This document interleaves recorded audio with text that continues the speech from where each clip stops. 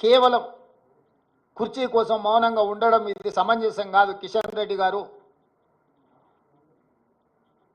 ఈరోజు తెలంగాణకు బయ్యారం ఉక్కు కర్మాగారం, Kazipet railway coach factory, IIM, ప్రతి రాష్ట్రంలో ఐఐఎం ఉంది. మేము ఐఐఎం కావాలి తెలంగాణ రాష్ట్రంలో లేదు అనిస్తే ధర్మేంద్ర ప్రధాన్ గారు నాకు లేఖ రాశారు, మీ రాష్ట్రానికి ఐఐఎం ఇవ్వము అని.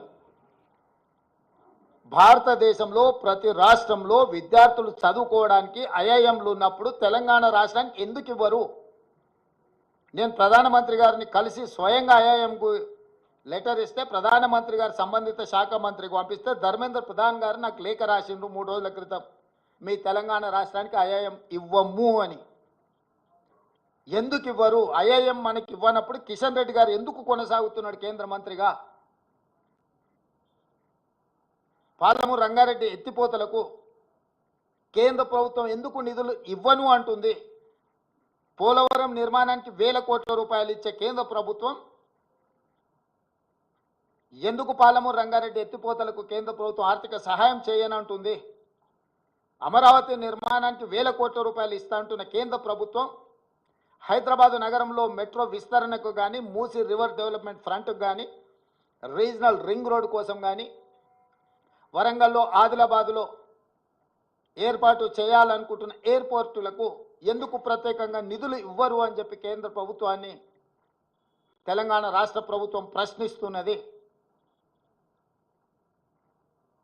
పెద్దన్నగా మేము భావిస్తుంటే మీరు దుర్మార్గంగా వ్యవహరిస్తున్నారు.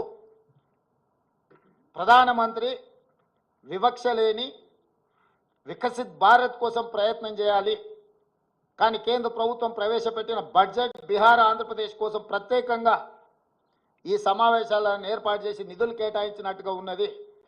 కేవలం క్విడ్ ప్రోకో. మీరు మాకు మద్దతు ఇవ్వండి ప్రభుత్వాన్ని కాపాడుకోవడానికి, మేము అన్ని రాష్ట్రాలను దోషి మీ రాష్ట్రాలల్లో నిధులు విడుదల చేస్తామనే విధంగా ఉన్నది. అందుకే ఈ బడ్జెట్ కుర్చీ బచావో బడ్జెట్.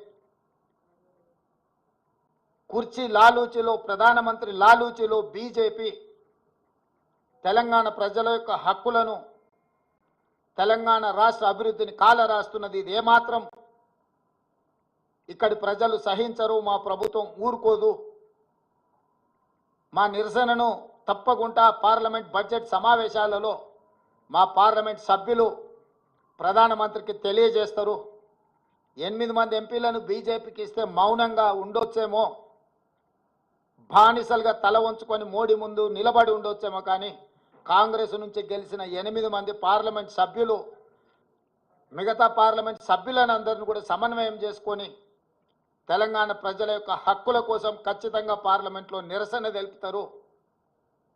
ఆంధ్రప్రదేశ్ పునర్విభజన చట్టము అని అంటే కేవలం ఆంధ్రప్రదేశ్కే నిధుల విడుదల కాదు. ఆంధ్రప్రదేశ్ పునర్విభజన చట్టం అనేది తెలంగాణ రాష్ట్రానికి కూడా వర్తిస్తుంది. ఇది అవగాహన రాహిత్యమా, కక్షాపూరితమైన వివక్షణ? బీజేపీ నాయకత్వం చెప్పాలి తెలంగాణ ప్రజలకు సమాధానం. మేము ఎంత ఫ్రెండ్లీగా ఉండడానికి ప్రయత్నం చేసినా, ఎంత కేంద్ర ప్రభుత్వం నుంచి సహకారాన్ని పొందాలని మేము చేస్తున్న ప్రయత్నాలు ఏవి ఇది తెలంగాణ ప్రజల చేతగానితనం కాదు. ఇది తెలంగాణ ప్రజల యొక్క మంచితనం.